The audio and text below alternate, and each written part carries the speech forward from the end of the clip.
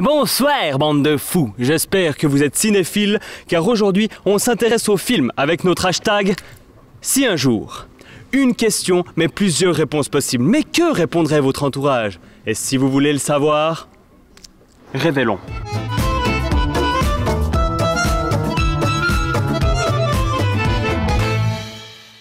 Nous nous retrouvons aujourd'hui à Vevey pour questionner ses habitants de tous sexes, âges et origines différentes sur la question hypothétique suivante. Si un jour, tous les films de la planète disparaissaient et que vous pouviez en garder qu'un seul, lequel ce serait et pourquoi?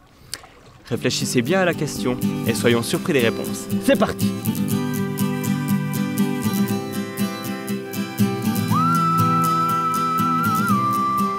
Bonjour les gars!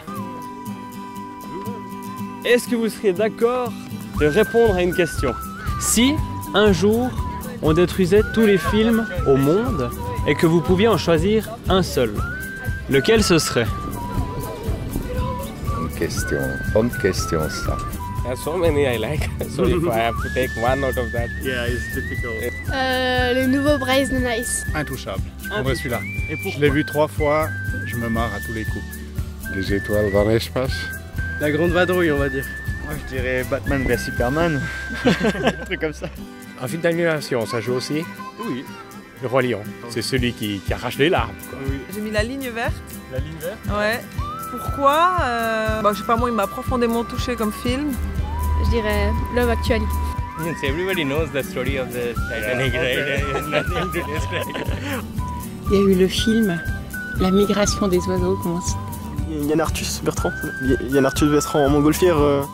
Oui, voilà, oui. Ah, bah voilà. Voilà, tout à fait. Watermelons. Chat noir, chat blanc. C'est surtout la bande son qui est géniale. Seven. Seven, qui parle des 7 péchés capitaux. Ouais. Charlie Chaplin parce que c'est drôle. Charlie Chaplin aussi. Aussi Charlie Chaplin. Mais je sais pas, moi je dirais le jour le plus long. Minus. Minus. L'homme qui murmure aux oreilles des chevaux. Avec Robert Redford et Christine. C'est surtout pour Robert. Évidemment. Quel film vous préférez? Ah, vous êtes muet. Au revoir. Ce serait Le Lagon Bleu. Il faut le voir. Il faut le voir. Ouais, il faut le voir. Tonton Flingueur, parce que j'ai beaucoup rigolé et puis c'est une autre époque avec des vrais acteurs qui sont bien là et qui se prennent pas la tête de savoir quelle image ils ont. Le film de ma vie. Et Bronze et fond du ski. Tu le regardes 20 fois, tu te marres toujours la même chose. Ouais. Moi j'ai vu un très beau film sur le lavabo et puis c'est une publicité sur Tourist Suisse et puis j'ai trouvé ça beau là. Je dirais Training Day. C'est dans la banlieue, les gangs. Ok. Bonne action. I can't remember. It's they catch a train in India and they go through various stops to get to their destination and it's like a journey in life. Roger Rabbit. Je trouve bon le mélange entre les dessins animés et les humains. Ich würde den Karl-May-Film von Winnetou.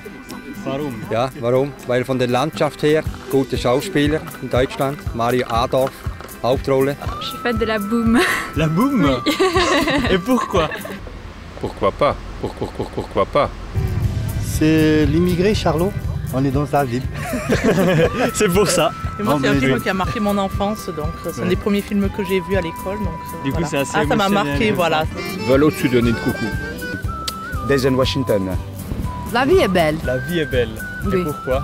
Parce que la vie est belle. Parce que pour revoir Patrick Dempsey en grand. Ah, c'est juste pour un acteur en fait. N'importe quoi sauf un film suisse. Gérard Depardieu. Qui retrace l'histoire des paysans de l'Emilia-Romagna. Meltdown Project. C'est un bon film de snowboard des années 90 et puis c'est ça qui m'a fait grandir et puis c'est ça qui fait grandir la petite fille derrière et puis on essaie de continuer avec ça, quoi. Et c'est parti pour le classement du pourquoi nous garderions un film. Ce sont tout d'abord nos émotions qui priment. La raison principale qui a été évoquée, c'est que ces films, ce sont les premiers qu'ils ont vus. Un souvenir qui nous fait voyager, première expérience troublante, ça ne fait pas que toucher le cœur, mais ça marque aussi l'esprit. Le deuxième sur le podium n'est autre que le rire. Si nous nous plongeons dans un film, c'est pour décompresser. Quitte à n'en garder qu'un seul, autant prendre celui qui nous fera oublier nos soucis. Le rire est-il une force inépuisable? Et finalement, en troisième, rester simple est le maître mot. Choisir le film pour sa réalisation. Des images magnifiques, l'apport d'une certaine culture, des acteurs extraordinaires, c'est ça le vrai produit brut. En conclusion, le choix de l'émotion est composé de 80% de femmes. Celui du rire, quant à lui, est composé de 80% d'hommes. Allez les gars, on a tous un petit Titanic qui émerge en nous, non? Et là où la paix des ménages est maintenue, c'est le 50-50 d'un choix de réalisation. Et quand nous basculons dans la différence des âges, le seul côté intéressant des statistiques, c'est de remarquer que nos enfants et ados choisissent leur dernier film sur Terre qu'en fonction du rire. Et finalement, le mot le plus dit durant l'interview a été touché. Enfin, le mot n'a pas été touché, mais le mot s'est touché. Et je finirai cette vidéo par la réponse de l'interview. Roulement de tambour. Celui que vous êtes en train de faire de nous, évidemment. Donc on garderait lapsus révélateur, ça c'est bon, ça c'est une bonne pub ça. On l'a pas payé, on l'a pas payé. Et vous auriez répondu quoi? Vous pouvez me le dire en commentaire sur YouTube, partager sur Twitter avec le hashtag si un jour, ou venir sur la page Facebook, peut-être renverser la tendance.